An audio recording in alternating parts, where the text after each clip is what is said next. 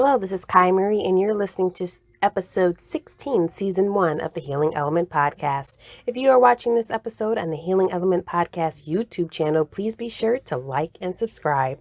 If you're listening by audio, please be sure to download today's episode. Today's topic is Impacts of Childhood Trauma, Stopping the Transmission of Pain. Hello and welcome to the Healing Element Podcast, a weekly discussion giving you the tools to understand and heal from intergenerational trauma. I am your host, Kaii Marie.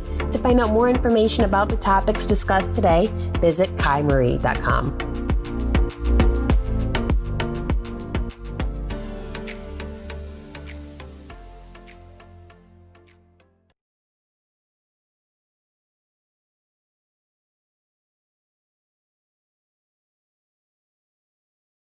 Recording. Hi, this is Kaii Marie, and you are listening to the Healing Element Podcast. I am very excited for our conversation today. Our topic is impacts of childhood trauma and stopping the transmission of pain. We're going to be talking about the effects of childhood trauma and how to stop the pain and begin to heal. My guest today is Hannah Jones. Dr. Hannah Jones. She's a licensed clinical psychologist who currently serves as an assistant professor at Regent University in Hampton Roads, Virginia. Her clinical specialty is working with children and families of systemic and culturally informed framework. Her other areas of research and clinical interests include trauma-informed care, advocacy, and justice. She has worked with youth with trauma history and historical marginalized identities in a number of settings, including outpatient clinics serving primarily children involved in foster care, elementary schools, and in her own private practice. Her personal and professional values include honoring the expertise of lived experience of client partnering with clients to identify and amplify resiliency. Beautiful. Thank you. And here we go, guys. I'm going to give it a try. Sabawu? Sabona. Sabona. I totally butchered it, but here we go. A Zulu greeting meaning we see you. In upholding these values in her work, Dr. Jones strives to share tangible love with clients. Please welcome Dr. Hannah Jones to the podcast. Thank you so much for having me. It's great to be here. Thank you so much. And I will say, before we dive into our topic, I first saw Dr. Jones on Instagram, and I saw the work that she was doing through the different posts. And I think you had a workshop, if I'm not understanding correctly, Yes. from remembering correctly, and it was about trauma, especially in mental health in communities of people of color. And Yes. so when I saw that, I was like, oh my gosh, I want to know more about her. And then just continuing to see your post and what you were putting in your Insta stories, I just saw the commitment that you had for really having a conversation about mental health in these marginalized communities, and really sharing with them, no, you deserve to access to these type of services just as anyone else. And for that reason, I reached out, and then we've had a few conversations. So I am so honored that you are here today. Thank you. I'm very honored to be here. I'm so excited about the work that you're doing, about this podcast. I'm happy to be a part of it. Yay. All right. So we're going to jump right in for today. And we are talking about childhood trauma. And so before we get into it any further, Dr. Jones, down the line of talking about how childhood trauma shows up if we haven't begun to do the healing process, just to make sure that we all have an understanding of trauma. So how would you define that? Thank you. And I want to make a quick note before I get into it, that I don't think I clarified the pronunciation of my name. It's Hannah. So Hannah, okay. I just want to make sure you know that, so that all the listeners out there know that as well. Thank you. Yeah, I'm glad that you said that. Yes. So trauma. There are so many definitions of the concept of trauma, right? So we can Google trauma and find 10 different research results in a matter of seconds.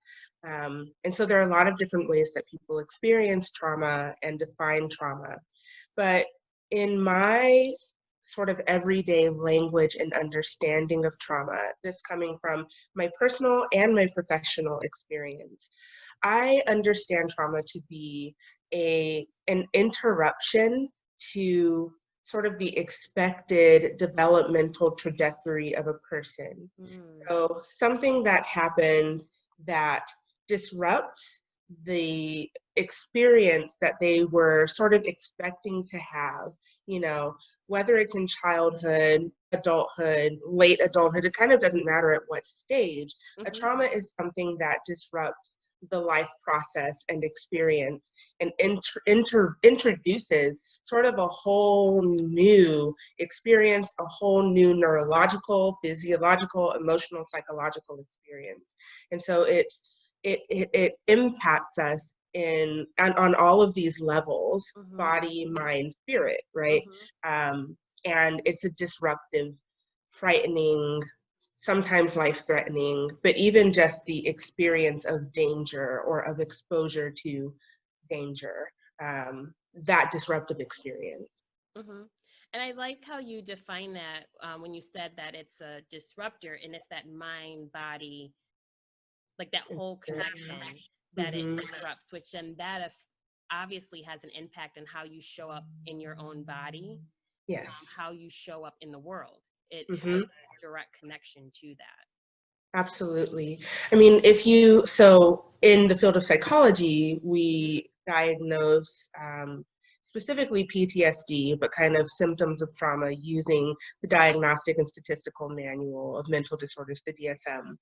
And there are these lists of criteria that we look to help kind of define whether a person has a diagnosis or not. And so some of the themes that you'll see in the criteria for traumatic stress and traumatic stress disorders are changes in the way that people see the world, changes in the way that people interact with others, changes in the way that people interact with themselves, somatic or physical changes, physiological changes. So there's even embedded in this kind of diagnostic classification, the standardized way that we define trauma in our field, all of these elements of body, mind, and spirit are incorporated. Beautiful. And so when we look at that, and as you said, trauma can happen in childhood, adulthood, it's, at any point we can experience some type of traumatic event. In talking about childhood, and you said as far as how that affects one's outlook on the world. And so how does a child that has experienced trauma, how may that impact how they, their outlook? Yeah, I appreciate that you said how might it impact them, because the response can be so different depending on so many different factors, including where did the trauma occur? Did it happen in the context of a relationship? Did it happen with a stranger? Was it not related to a person at all, but to a community event or a natural disaster? What kinds of internal resources and resilience does that child have? What kind of external supports? What kind of community does the child have? So there are so many different factors that go into how that trauma will impact any individual child. But some of the themes that we see across the board are that when a traumatic event happens that is sufficient enough to, again, disrupt that child's developmental process, and the threshold for significant enough, again, varies from situation to situation and person to person. But with that being said, when it reaches kind of that level and is traumatic for that person, that child can start to experience a sense of not feeling safe in the world, are not feeling safe in their relationships, not feeling safe in their bodies, potentially internalizing, feeling shame, feeling like, well, if something bad happened to me, it must be because I'm bad in some way, right? Having a lack of trust in people, in structures, in systems, school, for example. And then also all of the kind of nonverbal ways that when harmful things happen to us, they show up. Those are especially prevalent the younger a child is when the trauma occurs, because they don't necessarily have the language to understand, let alone articulate what they're experiencing. And so that's when you might see outbursts, you might see self-harming behaviors, temper tantrums, lots of physical complaints, headaches, stomach aches, vomiting. Bedwetting is really common, especially with sexual trauma, as well as other kind of incontinence issues. backtracking on developmental milestones. There's Mm-hmm. a lot of different ways that it can play out. Okay. And so it all depends on the individual child, Yeah, and also the environment that they're around, or that they're in, I should say, how it could show up. I would say so. Hmm. Okay. And so seeing how it can how that impacts how the child may be impacted emotionally, mentally. In preparation for our interview today, I did some research on just kind of general childhood trauma and kind of, again, the effects and impacts, and I came across childhood traumatic stress. Hmm.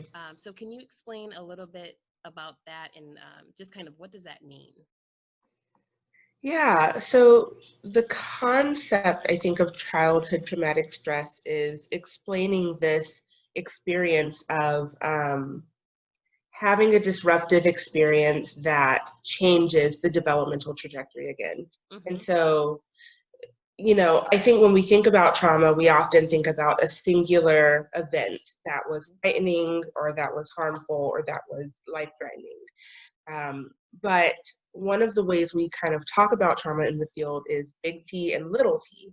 And so there might be a singular traumatic event like a house fire, but then there also might be little t events like accumulated occurrences over time that might impact another person minimally, but uniquely impact this child either based on their history or their temperament or many other factors.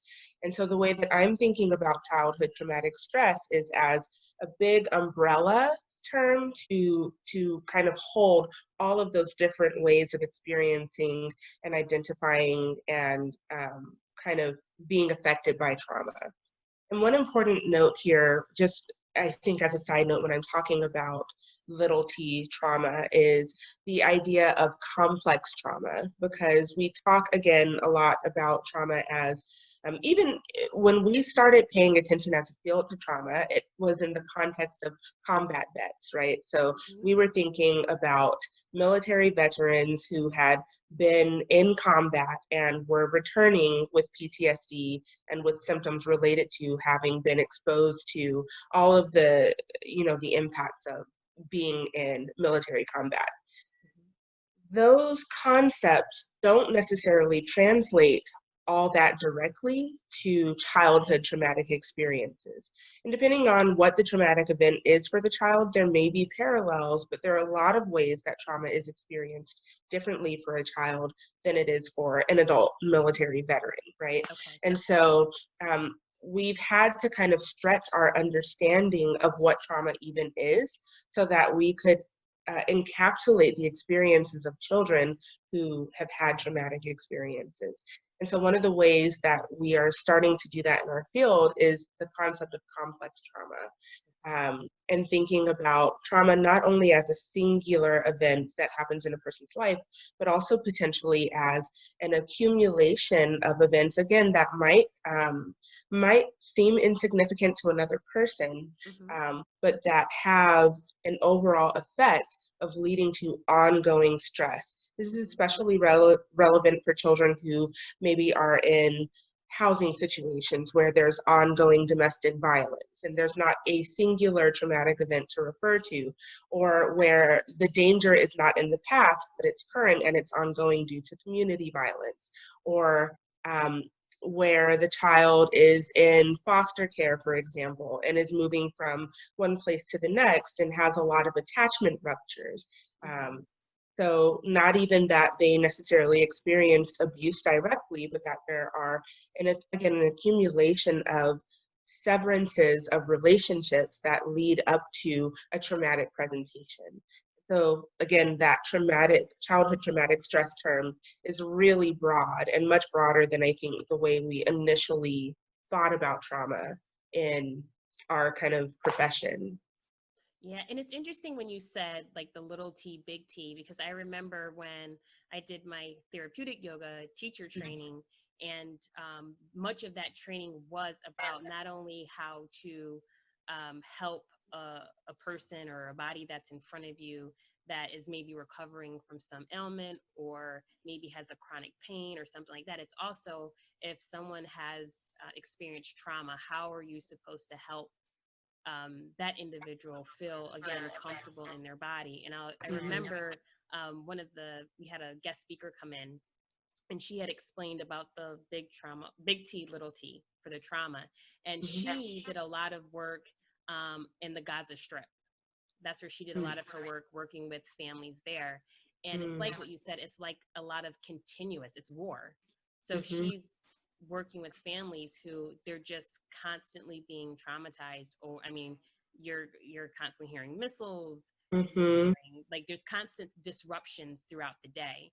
Yes. And so she was working with the children to kind of get them to talk, because a lot of them became very silent and not really speaking at all. Their parents couldn't get them to talk. They were just kind of just unable to verbalize so much pain and what they were seeing and so much life that was lost. Just going to the store, coming back was kind of scary.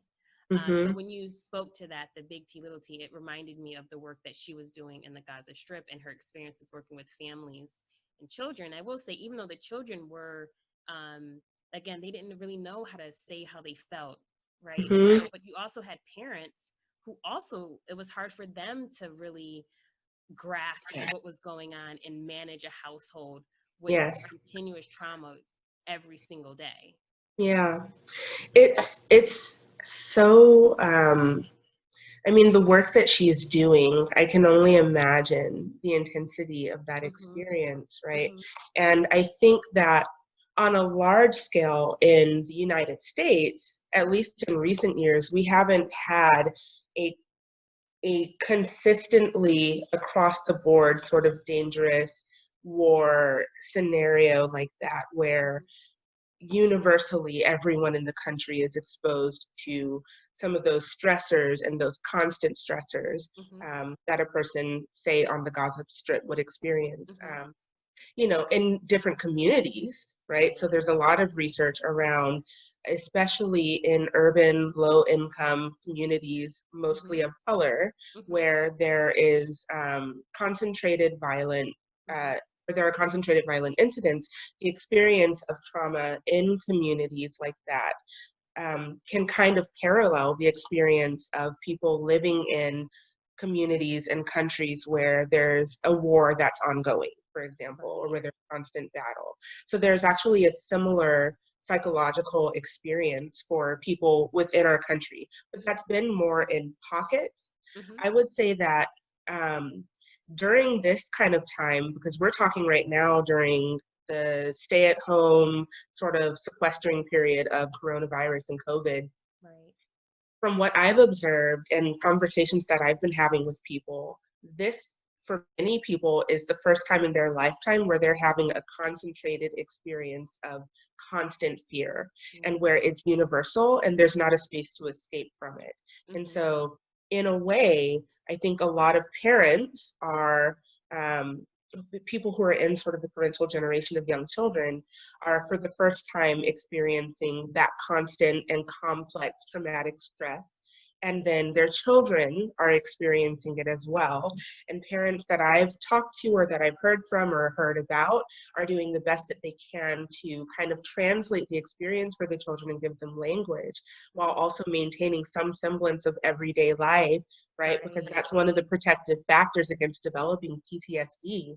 But at the same time, parents are dealing with it while their kids are dealing with it. And no one, including our nation's leaders, including people around the world, really know what the outcome of this is going to look like. And we're just sort of surviving from day to day at the moment. So it's especially, I think, this idea of complex trauma and of constant stressors is really salient right now. Yeah, I agree with that. And when you were talking about just how that impacts a family, parents are trying to maybe work from home, if that's something maybe new, while the children are also home because school's closed. So it's like, how is that going to work out as far as like making sure the children are doing their work, making Yeah. sure that you can get on your Zoom calls. I've seen some very funny memes of parents trying to do a Zoom call and like the kids start yelling or singing in the Yeah. background. So it's a lot that we're all kind of managing and balancing and learning and figuring it out all at the same time, as well as our doctors and infectious control and all people that Mhm. are in that category as well. They're trying to figure out Mhm. what is this thing that we're dealing with. Mhm. So there's just so many unanswered questions. So Mhm. to try to bring stability in the midst of that is Mhm. hard. Similar to what Mhm. we're talking about, what was going on in Gaza Strip with so much chaos going around, uncertainty. Yes. Again, trying to bring stability to, as an adult, stabilize yourself, Um, center yourself, and then do that for your children is it's very challenging. yes. And that is actually a really interesting point because it's one of the common experiences in the midst of trauma is our bodies, our minds seek out homeostasis, right? That we're hardwired to try to find balance and try to find stability. And when there is a single traumatic event, let alone when there is an ongoing or recurring traumatic event, that homeostasis is really hard to find. And so that's when we start seeing, especially in children again, who haven't necessarily developed the coping skills yet to deal with it, a lot of over responding or under responding. For example, again, on the higher end of the spectrum, temper tantrums, acting out, aggression. On the lower end of the spectrum, maybe wanting to sleep all the time or developing a numbness, low mood, that kind of thing. And so there are all these different ways that we find a stability that adapts to the current situation, but that in the long run isn't so healthy for us or adaptive for us. And children can kind of seek that out. And so it's this interesting balance of resiliency, right? Mm-hmm. Needing to adapt to the immediate situation Mm-hmm. while also still feeling the effects and the harms of it. Right, for sure. And I think the thing is, this topic is, I feel, so important, not only because our babies, right, our children, we want them to grow up in healthy and stable environments, but also most likely adults are going to be listening to this episode, Mm-hmm. not children, but to also understand as adults what you may have experienced in your childhood.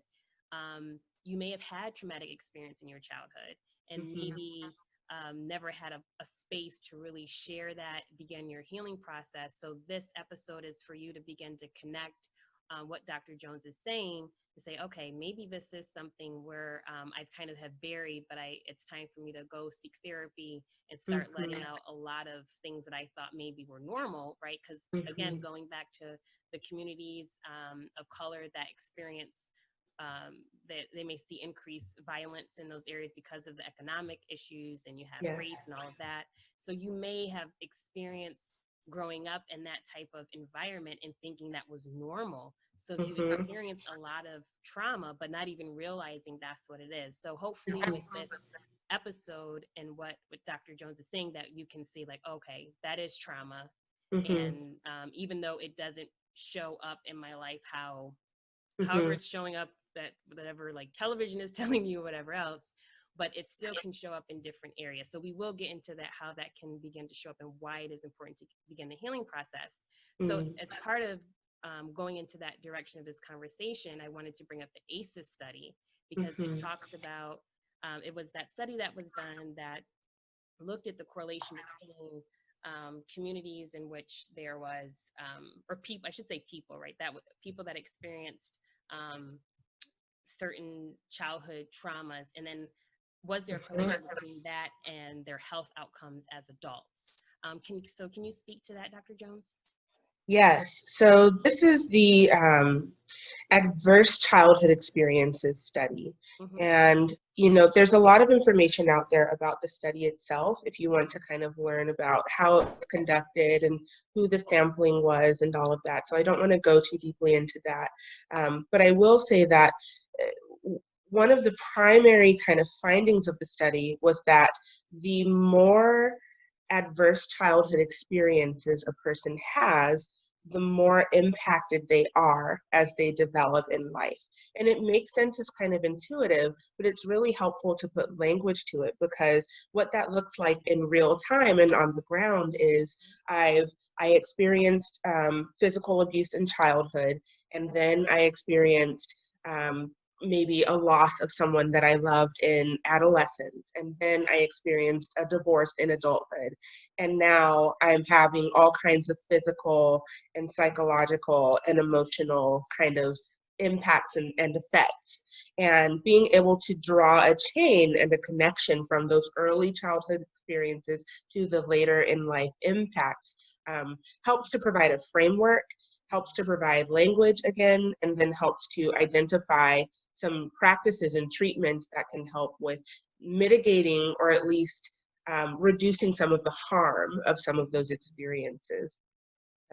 So there are all kinds of, I think, categories. There are lots of different ways that those adverse childhood experiences pop up. But again, there's this really connected, visible link between those in early childhood and then later on in life.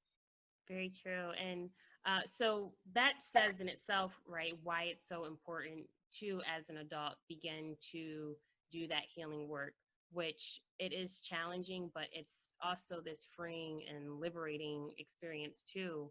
And I say from my own experience that when you begin to do that work, like I said, which is hard, but also it takes a lot of weight off. And I think you said this earlier, of this feeling that many times when children go through or experience trauma, that they Mm-hmm. kind of like internalize it and they blame Mm-hmm. themselves for it. And I will say it's been my experience and other people that I've spoken to that once they've started to do this work, that Mm-hmm. they're like, oh, wow, so it wasn't my fault. But for Yes. years, a child has carried that heaviness, that burden, that whatever occurred was their fault from when it occurred to, if it was in Mm-hmm. childhood, they've carried it from childhood to adolescence into adulthood. And that goes, it shows up in their relationships, Yes. whether it be friendships with your coworkers, you never know when it's going to kind of rear up. Yes. So would you agree that that's why it is so important to begin that? Because it also is liberating. Yes, I would agree with that. And I think one of the really important healing and liberative processes in trauma healing specifically is externalizing the event, right? And starting to, like you were saying, develop an understanding, first of all, kind of a knowledge, an intellectual understanding that the event was not caused by you, right? Um, and then to develop an experiential and emotional and affective experience of that, Mm-hmm. because we can know something and not believe it or feel it, right? So as a person grows and matures, they might be able to reason and say, yeah, I know that that thing that happened when I was 5 wasn't my fault, but still feel all of the shame and the guilt and the just the emotional weight and impact, and feel that on their shoulders. And like you said, that might show up in all kinds of ways, including a need to be a peacemaker in relationships, or a tendency to abandon oneself and completely pay attention to the needs of the other, or a tendency to have sort of a fight response and be aggressive, to protect oneself, or to be guarded and flat. Mm-hmm. Like, there are all of these different ways that that carries through. And so to be able to, again, know that what happened wasn't as a result of something you did or who you were, and then to believe and experience that. I think that's the long-term work of trauma. And then another really important piece is just having language for it, because a lot of times we know what our experience was, and children know what their experience is, but again, they don't necessarily have context for it. Mm-hmm. So, example of this, I have a 4-year-old nephew. Actually, he's 5. He just turned 5 in March. So I have Oh. a 5-year-old nephew, Mm-hmm. and I had an aunt. Her name was Auntie Kay, and she Mm-hmm. was really important stakeholder in our family. She was kind of a matriarch, and served as a mother figure for my sister and I. So she was my nephew's great aunt, and Mm-hmm. she was almost like a grandmother to him, a really important part of his early growing up and development. He passed away last March. So the same month that he turned 4 years old. And what we noticed was that as she was declining and coming closer to passing away, he was really starting to talk a lot about people being sick, talk a lot about needing to protect people, also crying, having temper tantrums, having all kinds of kind of emotional issues coming up, seeming really anxious. And he didn't have any words to describe why he was feeling that way. And if we looked at those behaviors in isolation, we just might have wondered, well, what's going on with you? Why are you kind of adjusting all of, what is the shift in your personality, really? But being able to identify, well, this one thing is happening and this thing is happening, and they're kind of happening at the same time. You know, we were able to kind of put some language to his experience, and then he could start talking about it. And so even now this year, on the first anniversary of Auntie Kay's passing, he was able to say, you know, I'm feeling kind of sad because I know that, like, he knows that coronavirus is happening. He knows that some people are getting sick. He feels a little bit worried about someone he loves getting sick and passing away. And he doesn't even know necessarily that it's the 1 year anniversary of her passing, but he does have a felt sense of that experience, and he had some language to describe it. And that helps him process it in a more adaptive way. I'm glad that you said that. And it reminded me of what you said when you're saying to put that language with it as to like that underlying reason as to what is going on. Let's start to take a look into that and dive into that a little bit more, so then we can understand what we can do to provide that support as a family. And I think I mentioned this in an earlier episode. I was watching this documentary, and it was about this young Black boy who was growing up. I don't know if it was in Chicago. I want to say it was in Chicago, but I'm not sure. But anyways, he grew up, you know, challenging neighborhood, and he was having a lot of trouble with school. He was constantly in fights, constantly arguing with teachers, constantly getting expelled, you know, put in, you know, a lot of disciplinary issues. And his mother was getting very upset with him because she was getting pulled out of work so that she would have to go talk with teachers because of his behavior. And so you're looking at this, you know, I think he was like 12, 13 years old. And so the teachers are asking him, and the administrators just like, what is going on? Like, why are you, if someone's not trying to fight you, you're trying to fight somebody. It was just this constant engagement that he had, where he was just unable to really communicate with someone else without it turning into just like a full-blown anger fight. And he would just say, I don't know. And he would just put his head down. And during one of his conversations with one of the administrators, he said that he smokes a lot. And the administrator said, why are you smoking? He said, I don't know. Like it was just a lot of it was just, I don't know. Yes. So finally, the reporter that was doing this documentary had him alone by himself. And he said, she's like, so what's going on? Are you upset about something? And so he finally broke down and said, I miss my dad. His father was locked up, and it was years since he's seen him. And he said he would write him letters, but it was hard to write his letters. And he's like, I just really miss my father. And he just broke down crying. Yeah. And looking at that, if someone didn't see that part of it, it's just like he could have been labeled as just, a bad kid. Right. He's just misbehaving. He's not paying attention. But the underlying, what was really going on was that he missed his father. Yes. That was hurt. All of what he was expressing was this anger, rage inside of him because he couldn't reach his dad. Yeah. Yeah, I think that's such a poignant example of the way that traumatic stress and the way that it shows up behaviorally is a response to pain. That's all it is.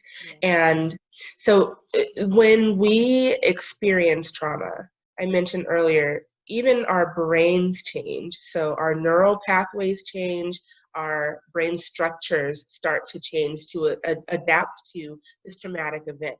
And so we go into survival mode.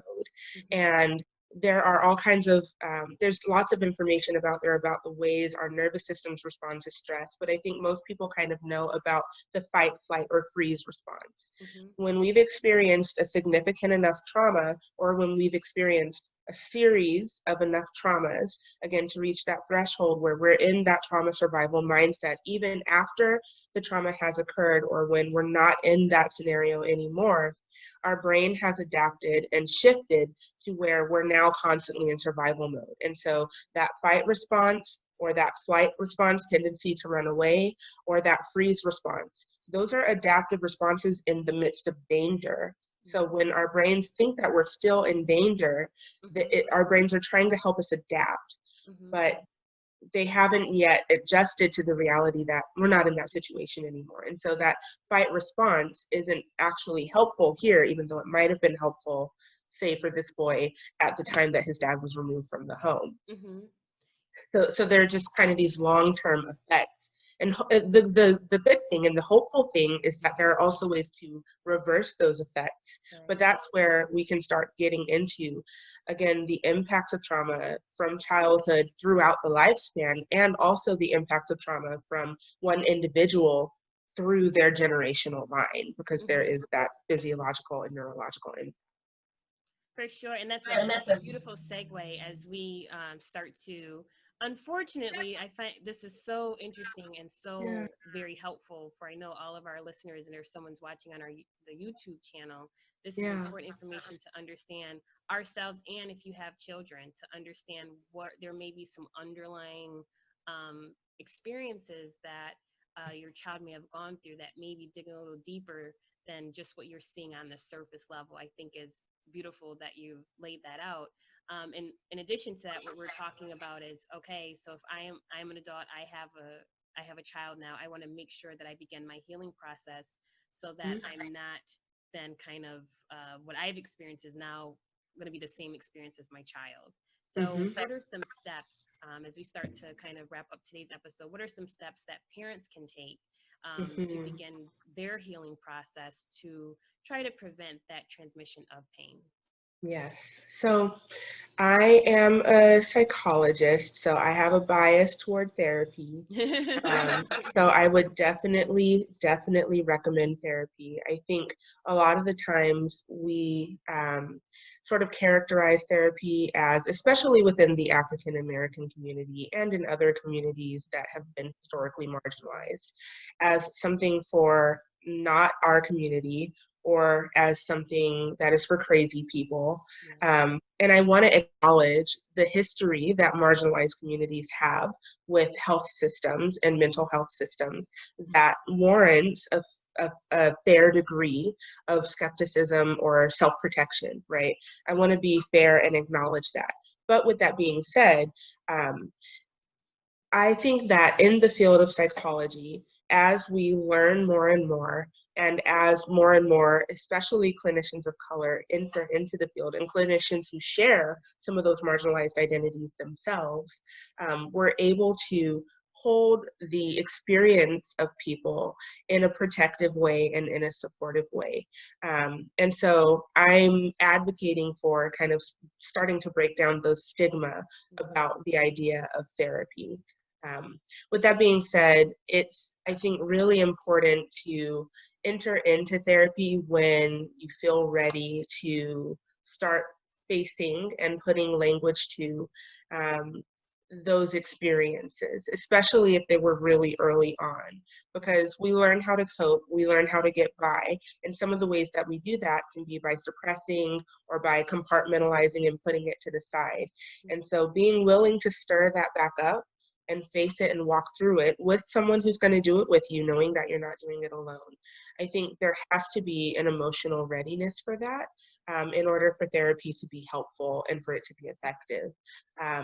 But there are lots of ways that people can seek out therapy. And I think one of the silver linings maybe of this time where we're all socially distanced is that there are ways that people can seek out therapy that maybe it would have been harder to access in person. So depending on where you're located, you can even just do a quick Google search of therapists who are practicing via telehealth, who are using virtual formats to conduct therapy. A lot of people have adjusted their rates and their fees. I think insurance companies, depending on what your insurance is, are making allowances to help support people in accessing resources. And then there are even online kind of more, I don't want to say casual, but more sort of informal therapeutic spaces like Talkspace, for example, that you can go to and find a one-on-one person to speak to in a way that might feel like an introduction to therapy if you're not necessarily sure that you're ready to commit to kind of an ongoing therapeutic relationship. So doing some research around that, Psychology Today is another good resource, and starting to consider whether you feel an impetus to start looking at some of those experiences and putting language to them. Another thing I would say is just developing a practice of self-reflection. And again, going back to the body, mind, spirit connection, integrating these different parts of yourself to start becoming more aware of your experience in the day-to-day. I think we go on to autopilot when we're operating in stressful conditions, and that's in our everyday lives, let alone when we've had those neural pathways form because of early traumatic stress, right? So we have our go-to responses and we default to them really quickly and really easily.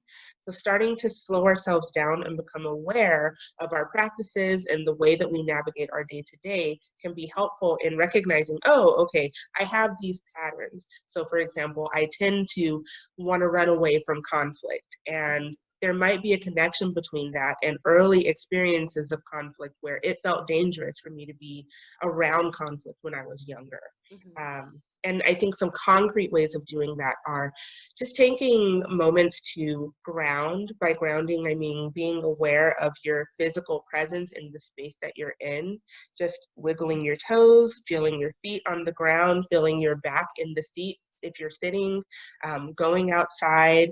One of the exercises I like to use with clients is using their sensory experience to ground. So what are 5 things that you see around you? What are 4 things that you hear?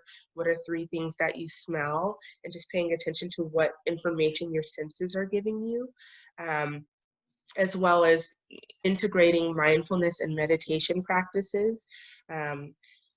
Learning to kind of engage your whole body in breathing. So breathing from the belly and using oxygen to fill up kind of the different parts of yourself, using body scans to pay attention to parts of your body that hold stress. So for me, I hold stress in my jaw, in my neck, and my shoulders.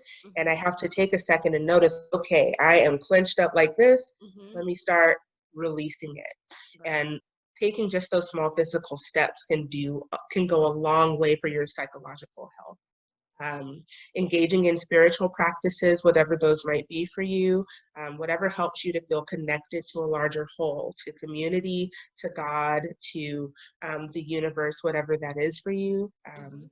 Engaging in those practices helps remind you that there is a much broader kind of context and that you're held within that context. So you're not out here alone navigating it by yourself, right? And then mind. So whatever resources help restore your energy, help you recharge, help you understand yourself a little bit better, whether it's self-help books or just casual conversations with people that you know love you and support you. Taking a moment to check in with yourself. I think I love everything that you've said. And the great thing too is that when you're beginning to develop these, basically like these new patterns of behavior of how you're going to deal when stressful situations come up, or you're just beginning your healing process, what you've given is, okay, these are new methods that I can now use when I feel that I'm triggered. And I can also then pass this on to my children. Yes. Which is the beautiful thing. So now we're no longer just saying, oh, I'm angry, so I lash out with yelling. It's like, okay, I'm going to reflect. Let me ground myself. And your children are watching that. They're, okay, wow, mommy or daddy isn't yelling anymore. I see that they're taking a breath.